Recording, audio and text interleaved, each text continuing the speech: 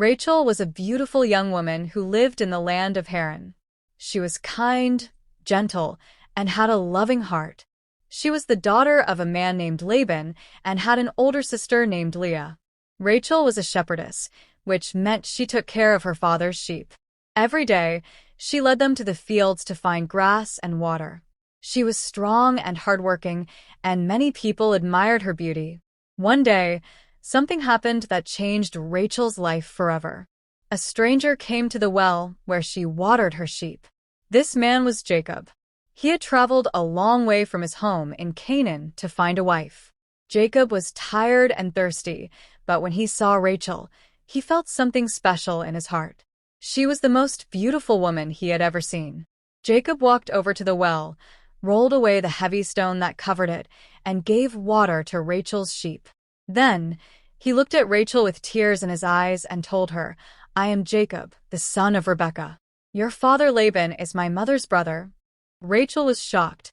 She had never met Jacob before, but she knew he was family. She dropped her water jar and ran home to tell her father. Laban was happy to hear the news and welcomed Jacob into their home. Jacob stayed with Laban's family and worked for him. But as time passed, Jacob fell deeply in love with Rachel. He wanted to marry her, so he went to Laban and said, "I will work for you for 7 years if you let me marry Rachel." Laban thought about it and agreed.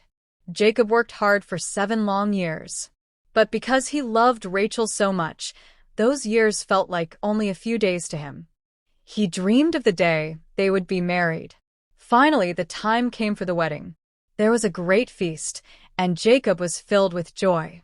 But something terrible happened. Laban tricked Jacob. Instead of giving him Rachel, he gave him Leah, the older sister. In those days, the bride was covered in a heavy veil during the wedding, so Jacob did not realize the trick until the next morning. When Jacob woke up and saw Leah instead of Rachel, he was angry. He ran to Laban and said, "Why did you trick me? I worked 7 years for Rachel, not Leah." Laban shrugged and said, "In our country, the older daughter must marry first. But if you work for me another 7 years, I will give you Rachel, too." Jacob loved Rachel so much that he agreed. He worked for another 7 years and finally, he and Rachel were married. It was a happy day, but Rachel was sad about one thing. Jacob had to stay married to Leah, too. Leah had been given to Jacob first, and in those days, a man could have more than one wife. But Rachel was the one Jacob truly loved. Time passed, and Rachel had another problem. Leah was able to have children, but Rachel could not.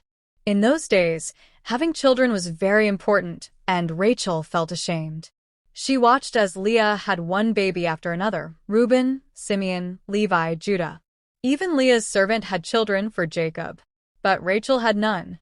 Rachel prayed and cried to God. She begged him to give her a child. One day, God answered her prayers, and she had a baby boy. She named him Joseph, which means, "May the Lord add another son to me."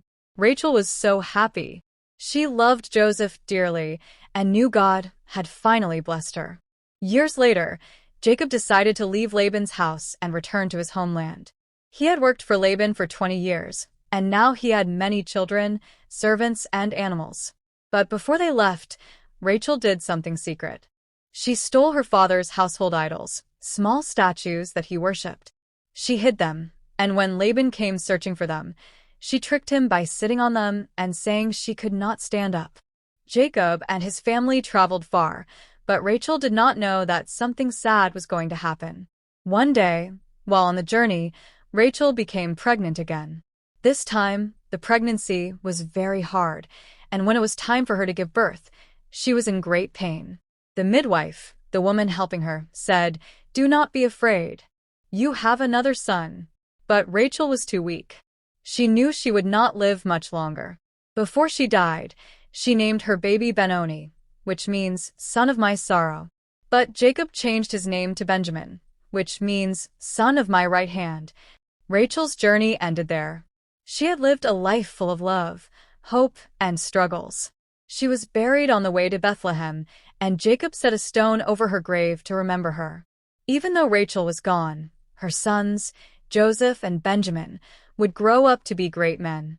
Joseph, especially, would become one of the most important people in Egypt and save many lives.